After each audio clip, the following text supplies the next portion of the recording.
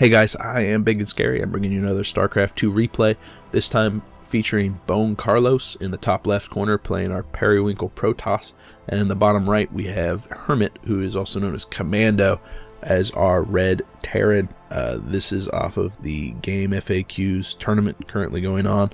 This is the first round, so this is bracket G, I believe. Best of 1 on Ohana, just like all the other ones are, and Commando, Hermit. I'm going to go Commando for the entire match, by the way, just because, for continuance sake. Commando is a Masters level player. BoneCarlos is Platinum, but he's actually very good for Platinum. So I have no doubt in my mind that BoneCarlos is going to be able to give Commando a run for his money. And Ohana is a very nice map to run around on. It's very pretty. It's gorgeous because you've got all the lakes and stuff like that. Look at that lake. It's beautiful.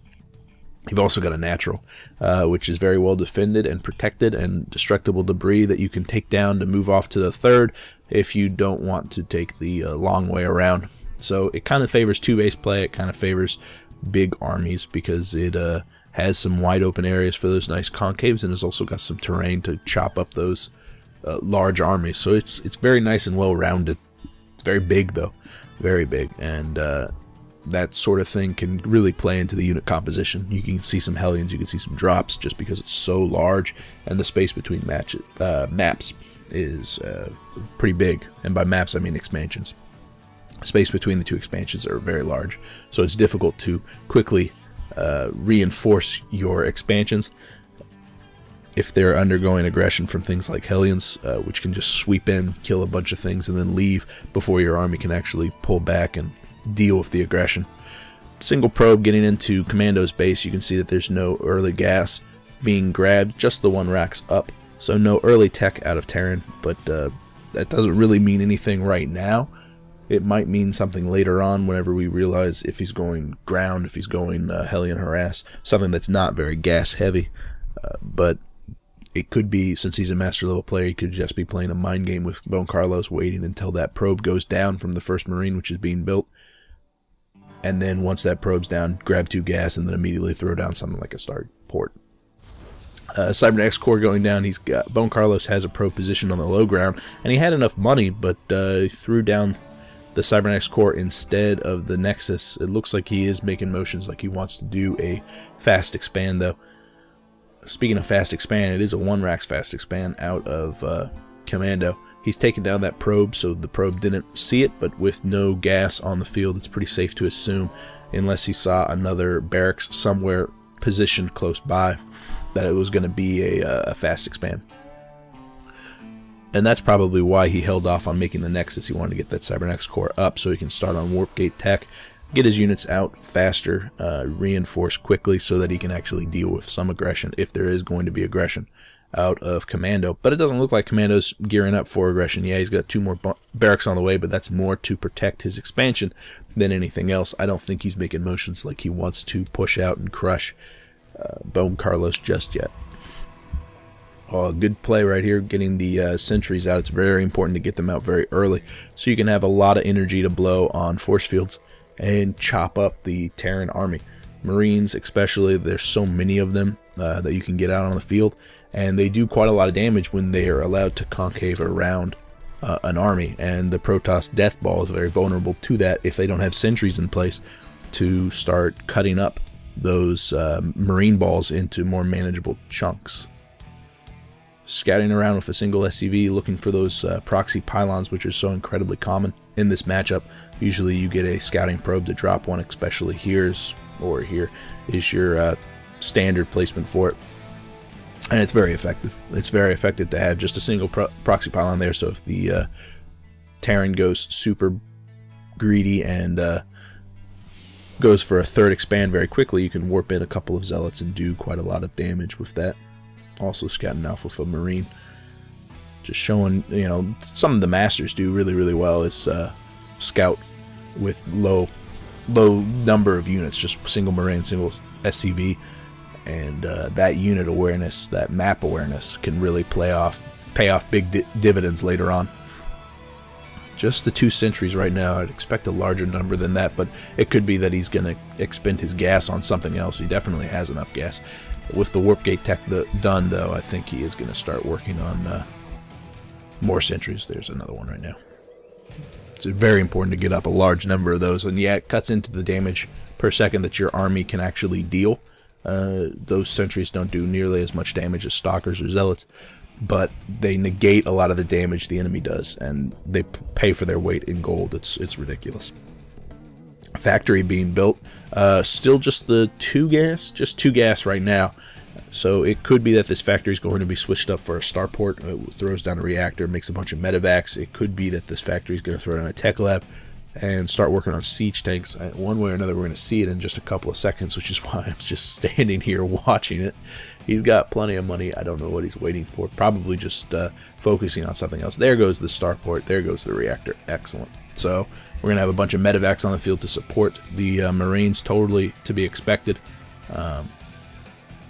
Yeah, that's pretty standard. The stem is going to finish. +1 has been started.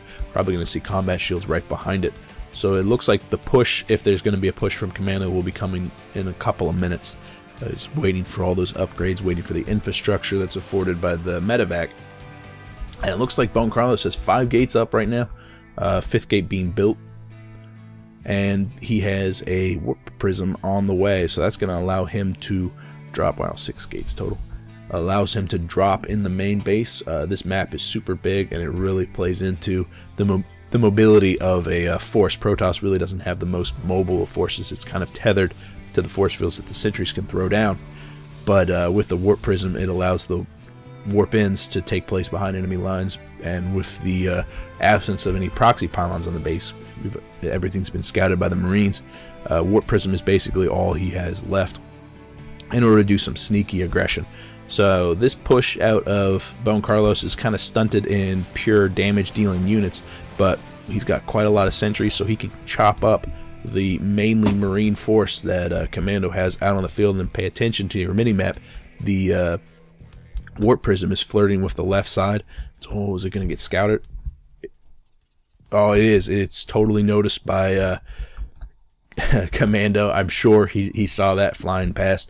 Now he knows a warp prism's on the field. He's probably going to be worried about that too. Maybe keep a couple of units at home. One force field goes down, but that doesn't really chop into the concave that those Marines get. A couple more being wasted in the back lines, not really doing any damage there. A zealot mass getting warped in on the right side, but almost all of the sentries have gone down. Only one remains, and he doesn't have enough energy for a single force field. Warp prism has found its way to the right side, but a patrolling Marine is going to notice it, and it's going to take significant damage before it even comes in to warp in a bunch of units. The main force from BoneCarlos is taking down those destructible debris, and it looks like the SCVs are preparing for the push off at the front door, but these zealots have made it into the front lines, and they are going to work. 5, 7, 8 workers killed. It's very effective right there, and each one of those is 50 minerals, so not quite paying for all of these zealots, but he is paying for the zealots with lost mining time. Look at that. Mineral income being absolutely in the toilet. So even though the resources lost tab is currently in the favor of Commando, wow, look at all those SCVs have been pulled. A lot of them going down from that aggression, but with all the zealots going down, the stalkers have to pull back. There's not a single sentry in that army to throw down a force field. A force field being used to prevent the repair of the bunker. That was actually a really good play that I didn't notice in the heat of battle, but I realize what I saw now. Hey, and the warp prism escaped with its life too, so not a total loss from the aggression out of BoneCarlos. In fact, he made that work quite well. He failed to actually knock down the front door, but I don't think he's going to be in a good enough position to actually do some more aggression. It looks like he's going to be thinking about taking a third instead, has the Nexus already queued up, has a zealot working on those destructible rocks, and another warp in at home. Infrastructure for Commando has gone up and is very nice. Quite a lot of Marines being produced out of these barracks, and he's got more than one tech lab on the barracks too, so probably mixing in some Marauders, or maybe just intends on getting extra upgrades. And there goes a Marauder. More medevacs out on the field as Commando begins to take back the map control that he once had. A lot of sentries being mixed back into BoneCarlos' unit composition, But, oh wow, an immortal too. So yeah, I was just about to comment that he needs to be teching up also. He needs to be getting out those colossi to deal with this ball. But he's got the robotics facility out. He's got an observer following, so he knows where everything is.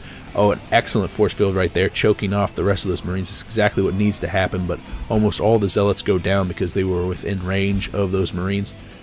But still a pretty good engagement there. And we can see that one of the medevacs is getting loaded up with a couple of units.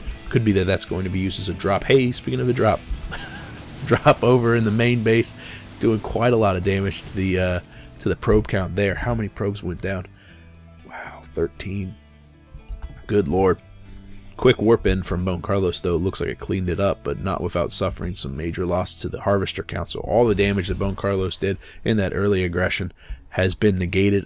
Something that BoneCarlos could do is, remember, he's got that warp prism right here. It looks like a missile turret and a couple of Marines are in the area, but that doesn't mean that he can't drop somewhere down here, which is not defended by any static defenses.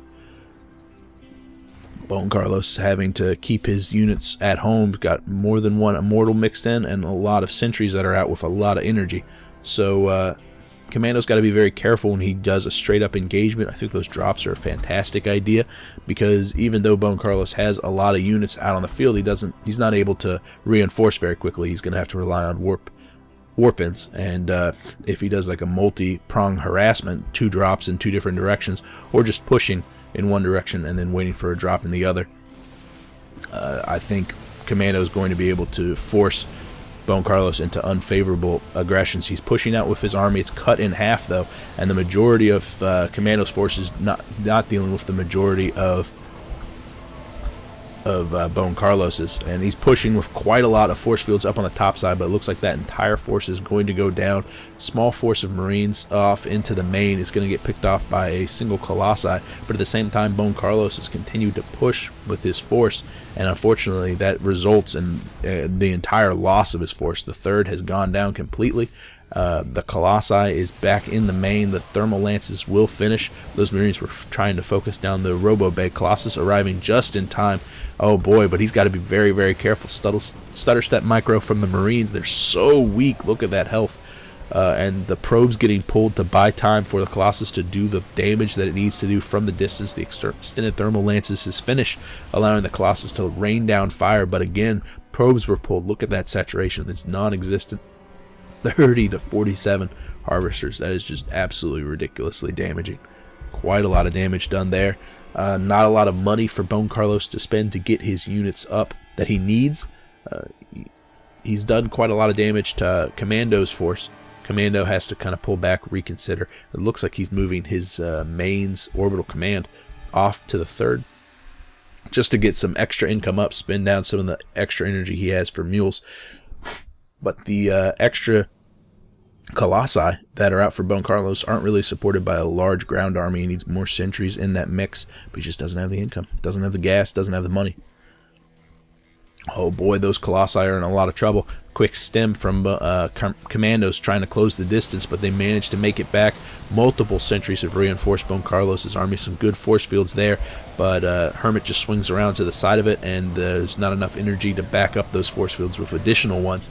Oh, but overall an excellent engagement for BoneCarlos. He's doing quite a lot of damage there. Managed to take out the entire ball of units, but he's left with no supporting units to protect those Colossi. So he needs to fall back, get out another meat wall of Zealots, multiple sentries, so that he can actually protect those Colossi. I think he does feel desperate, though. I mean, he's taken quite a lot of damage to the harvester count. And man, there's just so many drops going on right now. The warp prism has moved too. I don't know if it was noticed and just pushed back or actually lost. Actually, I can flip over. Yeah, it has died, and I apologize for missing that. Hey, something else that's going to die is this Colossus, which is totally by itself. There's nothing to protect it. Both of them are now completely exposed. One of them goes down to the main force. The one that I thought was definitely dead, it survived the longest, but it finally goes down too. Just overextending himself just a little bit, exposing himself to a lot of the surrounds that, you know, Terran can make happen whenever there's not a lot of force fields to hold them back and not a lot of meat shields to prevent the Terran from just doing absolutely the most damage possible. It looks like Commando is beginning to push out Oh, man. BoneCarlos just doesn't have enough to hold this back. He's got a handful of stalkers. No Colossi out on the field, no sentries. He's got one being built, but it's not going to arrive in time to finish this. The third's trying to be grabbed again, but this ball is just going to absolutely steamroll him. No blink either, so no hope for any like superior micro single force field from his sentry. His heart is in the right place, but that can just show you that, you know, the 2-1, and then I don't think BoneCarlos has any upgrades at all. Good game. Good game. Hey, that was it for me. I apologize for my voice. I evidently am dealing with a cold right now. But if you guys have a game you want me to cast, you could PM me here or on Reddit. You keep an eye out for multiple of these casts, because there's a lot of these games from this tournament being posted. One way or another, I will see you guys later. I am Ibigandscary. Bye.